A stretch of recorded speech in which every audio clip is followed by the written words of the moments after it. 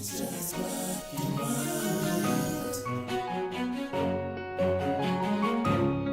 It's just what you want. It's just Not absentee, but we collectively are here to prepare a generation for elevation. We are not just fathers, you can call us dad. Dads that have the role of training, the task of reigning, the mission as kings in our kingdom, working to bring them, the children, to a place of uplifting, encouraging, strengthening, educating, demonstrating the right way to work and to play. We are fathers, we are dads, doing it because of love, because the job had to be done for our daughters and our sons. Mistakes and flaws, missing applause, we do what we do. Fathers, let us encourage you. It's just what you want.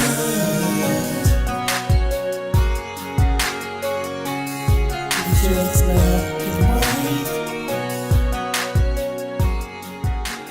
Hello, everyone. I'm really blessed for this opportunity. My name is Malachi R.O. Eason. I'm a native of Boston, Massachusetts, and I am 30 years old. And I am the father of a 10-year-old boy. Yes.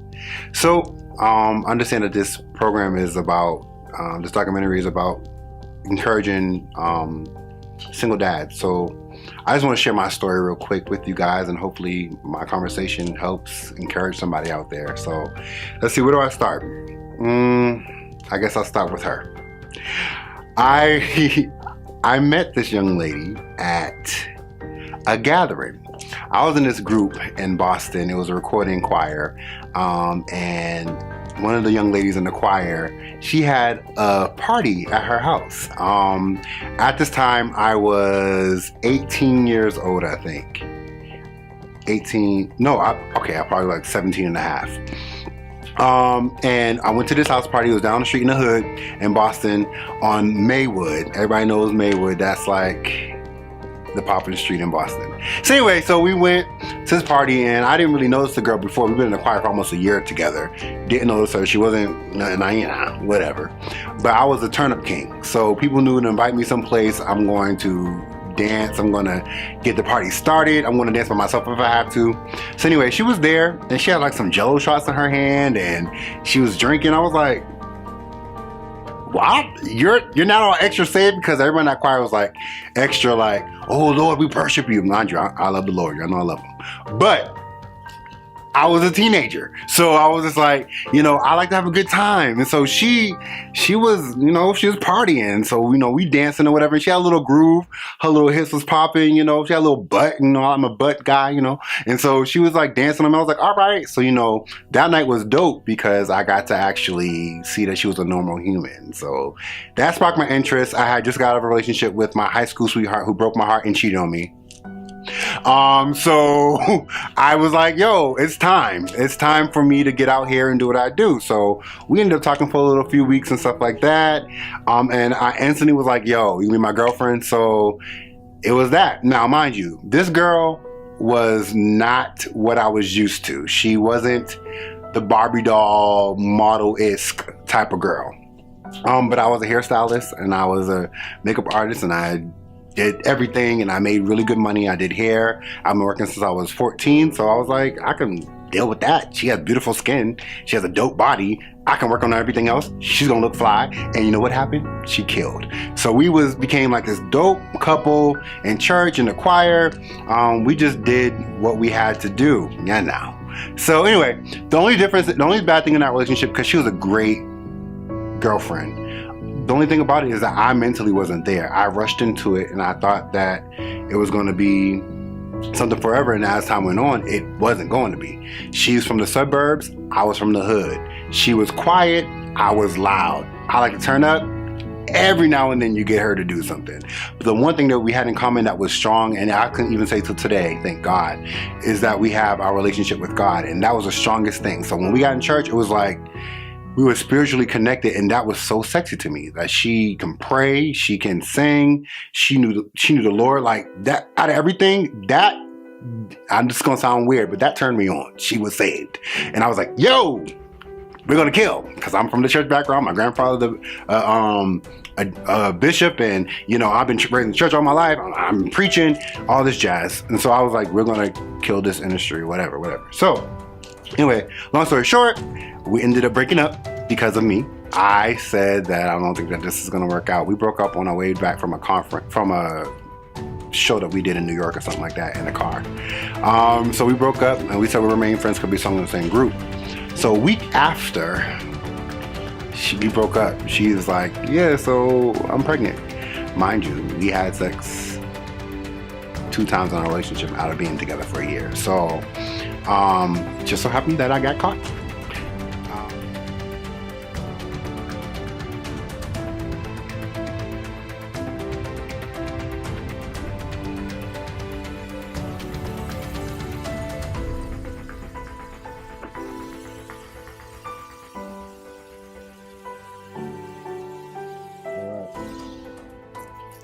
Well, after I found out that she was pregnant, I had to grow up. I no longer can just be the free agent that I was.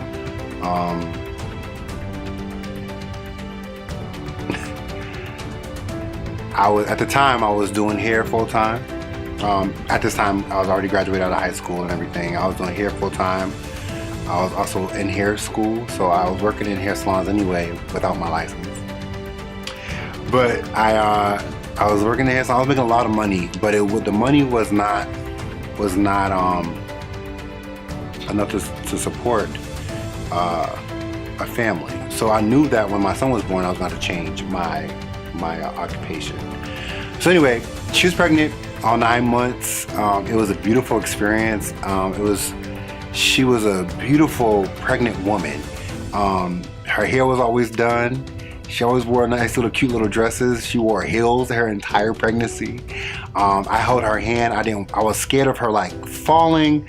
I was scared of something dangerous happening to her because my son was in her.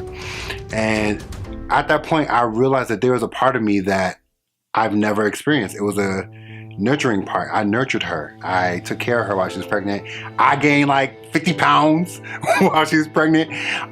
And I think that process kind of made us closer, but also created confusion after my son was born. Because even though we was together every night, I picked her up from work, we worked out together, we were still not together. In my mind, I was dating someone else. She didn't know, but I mean, I wasn't with her, so I didn't care, but I still operated as if I was her man. So it's kind of like confusion going on. So this is what brings us to where we are today. So basically it was pretty hard. I did consult with her when I decided to go back to school and get my undergrad at the University of Bridgeport. She said it was okay. We were doing it for the family. I was doing it for my son. But throughout that, it was hard because I think she still kind of liked me. I know she did. I just know you're gonna see this, but whatever. I think she kind of liked me, and I kind of was leading her on a little bit. I was going back and forth from wanting to be with her, not wanting to be with her, being consistent, being inconsistent. So it created a lot of tension between us, and I know that it created tension for my son because throughout those times, I was in school. I'll come home every weekend to see my son and hang out with him and stuff like that.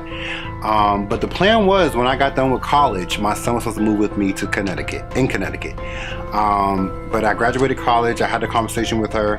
It was either him coming to move with me in Connecticut so that she can go back to school and finish her education, because he put her education on hold for me. This is interesting because now I'm realizing how much she really done for me. Wow. This is interesting. Anyway, keep on going. And then from that, it was either him coming to move with me or me moving to LA to pursue a music career. And she knew how much my passion is with music and how much I want to do music full time and live off of my craft. So she believed in me. She was like, "ManKave, this is gonna be a step for you, a step for us, not us as pertaining to us in a relationship, but just for my entire family." She knows that if I make it big, everybody around me is gonna make it big. I don't care. Like, you're getting a job, you're getting a job, you're getting a job. We're all gonna have jobs because I don't trust nobody, and so that's what it's gonna be. So she really believed in me. But when I moved to LA, that's when things got really, really bad. Because I was no longer a driving distance away. I was plane rides away. And I was struggling. I was living in LA, and this is something nobody really knows. Few people know. But I was in LA. First few months was cool. I was with my best friend Francine. She took care of me, but I just kind of felt weird living there with her because she had my nephew, who I consider my son, living there. I just didn't want to be like a broke down dude living in her house. Though she didn't mind me staying there, I decided to go live with a mentor of mine, and that didn't really work out, and I ended up being homeless while I was in LA. So people didn't really know that I was living on the street, going to shelters, getting food stamps, and all that was taking a damage on our relationship. At this time, I'm quite sure she met some other dude, probably her husband, who she's with now. And our relationship was really bad. Like, I felt like she didn't want me to see him. She wouldn't talk to me. She wouldn't have my son call me. And it became a struggle to even be in the presence of my son. We didn't talk to each other so bad that when I would come to town, she would have somebody in her family, her father, drop my son off to my mom's house. I'll stay in the house until the exchange was done, and then as long as I didn't see her, I was good. We still try to co-parent when it came to parties, and that'd be the only time that I'll see her for his birthday. And when we really blew out, the last time I really spoke to her, like really had a conversation with her, was at my son's, I think, 8th birthday? Not 8th, that was too close. Probably 6th birthday. And me and her now husband got in an argument. Almost got in a fight. I was a real big hood rat then, but I don't know what I was thinking. I tried to be mature, but he said some things that triggered me to be upset. Anyway, so it went from me and him about to get into it to me and her getting into it, and I called her all kinds of names I should have never called her. I really told her off, and she tried to tell me off, but it really didn't work. Why am I going there? I'm not going there. Sorry, y'all. Anyway, going back, after that, our relationship sucked. But through prayer, through constant mentoring from my mentors, I've learned to just deal with what I have and make it the best out of it. So over the years, I try to communicate with her, and I want to know what's going on. I'm gonna keep it real, I wasn't always the best with communicating and calling my son every day. I didn't do that, and that was her frustration. Her frustration was that I have a son and I did not try. And now that he's here, I understand why he missed me so much and why he wanted to know so much about me, because I'll call maybe once a week or once every 2 weeks. I always was so busy trying to be a star, trying to do music. And anyway, so my priorities got together. I moved here to Omaha, which was one of the best things in my life that I could have ever done. And I met some really good people, and a really good friend of mine encouraged me to move here because of the work and the jobs and the economy, and everything is cheap here in Omaha. So I said, why not? I'm not working, I'm living on the streets. My friend, he knew that I was living on the streets, and so he was just like, no dude, you need to move here. And I'm glad to today that I moved here, because I'm almost on my master's, and I'm just in a place where I have everything that I need to take care of my son. I have a townhouse, I have a car, I have pretty steady income, and I'm still able to do what I love to do. And I just feel like my son's missing out so much. He's 10 years old now. So we finally got an agreement, me and his mom over the years finally got an agreement to build our relationship. And that was the first step to build a relationship between me and her, because without that relationship, I would never have my son today. And I know that I had to put effort towards that relationship. And it just got to the point where I had to just call her and say, yo, how are you? How's your boo thing? How's your husband? Mind you, I did not like him at the time. I couldn't stand his guts. I wanted to take a knife and probably cut off some layers, but I still was nice to ask about her husband, ask about her other 1,000 kids. I'm sorry, I had to say that. You know I talk about how many kids you got, girl. But she has a lot of kids other than my son. But I had to just start getting to know who she was all over again, and actually this time getting to know her outside of me not liking her and outside of her not liking me. And just starting to, and I realized over this time of getting to know her again, why I liked her at one point in my life. She's funny. She's smart as hell. I'm not the smartest tool. I'm just really good at talking. So I had to talk. She had the brains, and she's she's a great woman. I'm surprised I'm able to say that now. She's a great woman, and I never downed her ability to be a mom. So I was real happy when she said, as I talked to her, I said, you know, I'm successful, I'm great, I need my son here. He needs to get to know his dad. And she said, you know what? I knew this was coming. And I was scared that she was gonna play me for a little bit. I was like, she ain't gonna let him come. She ain't gonna let him come. It's not gonna happen. But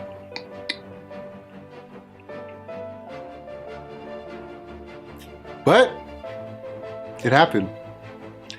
My son moved here, and it was the biggest accomplishment that I ever have achieved.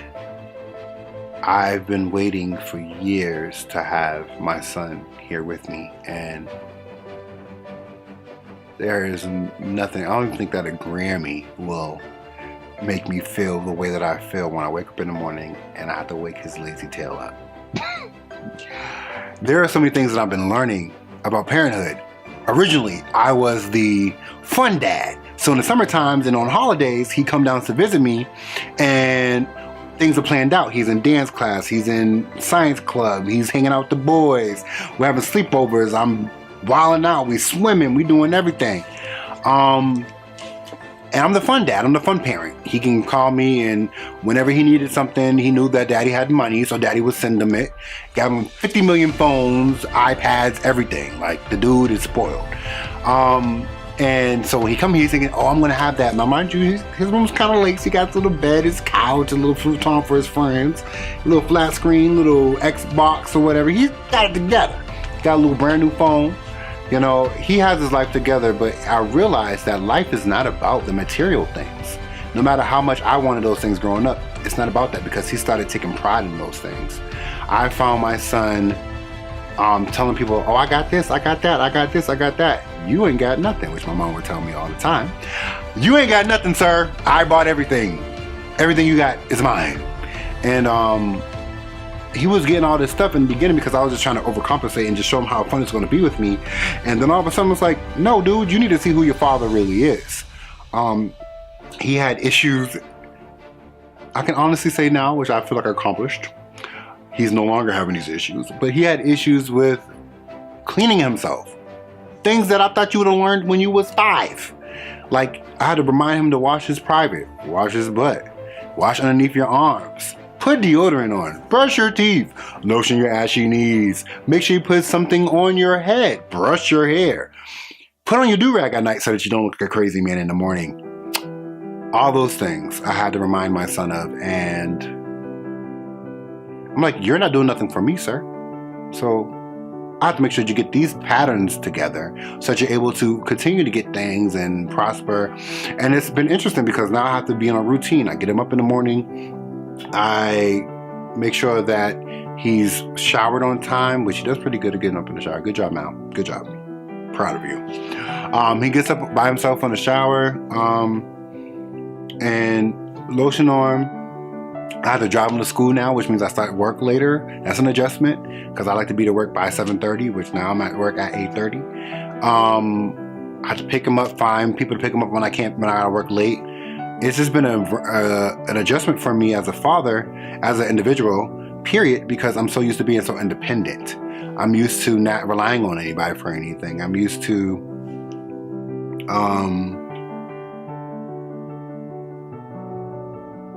doing what I want to do. Even in the relationship that I was in, I still did what I wanted to do.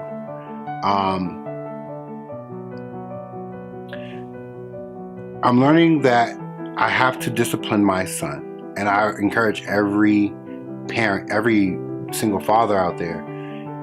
It's okay to discipline. I know I'm goofy, I'm loud, but I can be kind of detached. So I find myself raising him the way that my grandmother and my mom raised me, but the difference is that I'm not beating my son with a belt or a slipper or a hanger or a wire or her hand or a punch or something. All the things that I got beat with, mind you, there's nothing wrong with it because I feel like, look at me today, I'm fine. I know my right and my wrong, great. But we're in a new generation now, and so I'm trying to teach him how to be a man without physically hitting my son. So taking away things, and I see that certain things don't really work when your kid loves to read or your kid loves silence. So I'm trying to figure out different ways to discipline my son, and so that he's able to learn what's right from wrong. And in the stage of being 10 years old, he's in the stage of when he starts to develop his adult personality at this stage. And at this stage, it's really important that we start drilling in the right things. We start drilling in the things that we need to happen, so when he gets to middle school, that when the hormones start to really flourish. Because when I was in middle school, I was like, yo, can we grind? Like, whatever, like, what's the deal? That was me. And I know he's gonna be worse because he's my son and he's also her son. So, you know, it's gonna happen. So I'm trying to make sure that I mold him now to know right from wrong and how to be honest with me. I don't like liars. He's starting to get into that phase where the words I don't know come from, or he'll say, yes, he did something when in reality he did not do it. I'm not good with that. So I'm really trying to learn how to do that. And I think that I have a great support system back home to help me navigate how to handle my son. I also have a great support system here. People who help me look outside the box. So I thank God for my brother. I thank God for my best friend here. I thank God for just the individuals who are parents or whatever that say, hey Malachi, this might not work, but here's the next step. If he's love reading, make sure he reads and do a book report. That's something that a coworker told me. And I was just like, oh, that's smart. That's probably gonna be even more aggravating than just sitting there reading a book that he loves to read. Let me just say this. I'm here because I want to change the stereotype of what a father looks like. So many times we get the deadbeat dad. And I can stand here and say that maybe I was a deadbeat dad. Yep. And I know that stemmed from the relationship with my father, because I never had a father.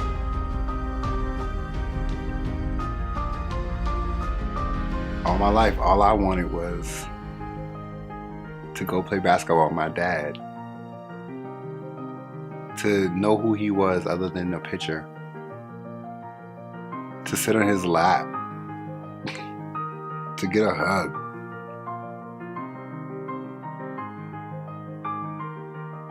To know what kind of foods he don't like, you know? And because I wasn't raised with a dad, my mom had to overcompensate in that area. But something that a mom can't do is teach a man how to be a man. Which is the main reason why I made sure that I didn't follow my dad's footsteps, because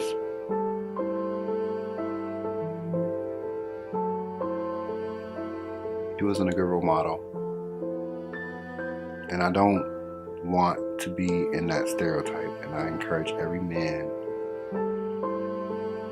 if you have a kid, if you have a boy, girl, whomever, if it's yours, you did the work to produce the baby, you gotta put in time. You really do, because I'm seeing the effects of me being in my son's life, how it's affecting him, and every day is a new day with him. Every day is a new day with him, and it's molding me to be kinder. To be kinder. I am more sensitive to feelings, and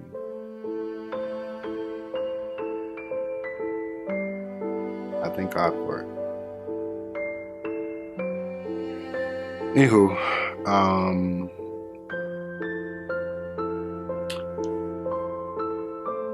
dads, even if you don't have custody, even if your child does not live with you, and even if you're a single father and you just don't know how to do it, how to take care of business, or I'm hoping that this helps because you can do it. Females are not the only ones who can raise children.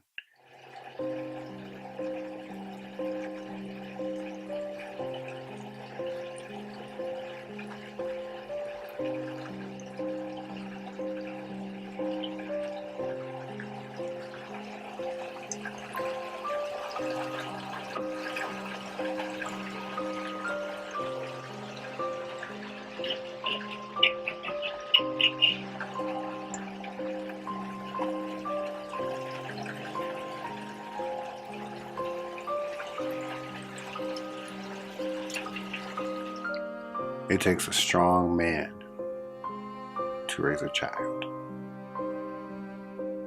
So, y'all be encouraged. I can see a lot of us out there. And ladies, there are plenty of men who love their kids. There are plenty of men who will stand up for the rights and take care of their children. Remember, you have to allow the man to do what he is supposed to do, and that's support. And stop giving the men a hard time. He say he want to see his child. Let them see their child. Like, don't make it a big thing, because the more you let him do it, even though it's not consistent, but the more you let him do it, the more things start to break apart and chains are broken, and God does something in the lives, and even in the lives of the children. It starts to mend, and you have to be open to that child getting the full experience of parenthood. So, you guys, my name is Malachi Eason, and I love everybody who's watching this. I thank you guys for watching. I hope you learned something from me. And don't y'all forget, hashtag doing the right thing. Thank you guys so much for everything. Peace.